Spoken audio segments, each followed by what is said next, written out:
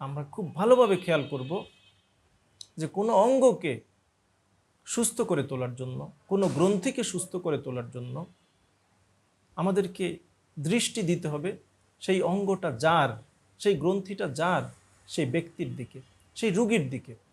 আর সেই রুগীর দিকে, রুগীকে সুস্থ করে তোলার জন্য আমরা যখন সেই রুগীর চিকিৎসা করব, তখন সেই রুগী সুস্থ হবে, তার রোগও চলে যাবে। যে একজন মানুষ ইচ্ছা মতো ঠান্ডা পানি খাইতেছে, ফ্রিজের পানি খাইতেছে, আইসক্রিম খাইতেছে, তার কিছুই হয় না, তার টনসিলের কোনো সমস্যাই হয় না। আর আরেকজন একটু ফ্রিজের পানি খেয়েছে বা ঠান্ডা পানি খেয়েছে বা একটা আইসক্রিম খেয়েছে, তো তার টনসিলের ব্যথাও শুরু হয়ে গেছে। তাহলে সমস্যাটা কি টনসিলের মধ্যে না ওই ব্যক্তির মধ্যে? একটু ভালো করে লক্ষ্য করেন। যেহেতু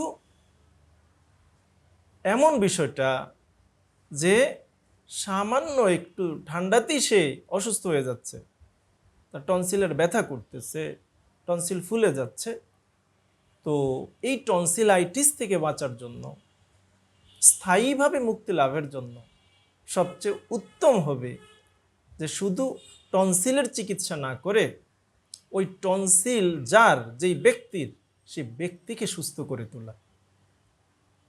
আমরা যখন সেই ব্যক্তিকে সুস্থ করার দিকে দৃষ্টি নিবদ্ধ করব, ব্যক্তিকে সুস্থ করে তুলব এবং ব্যক্তিকে সুস্থ করে তোলার পদক্ষেপ নিব, যথাযথ পদক্ষেপ নিব, তখন সেই ব্যক্তি সুস্থ হবে এবং অল্পতেই, একটুতেই তার টনসিলের মধ্যে এই প্রদাহ সৃষ্টি হবে না।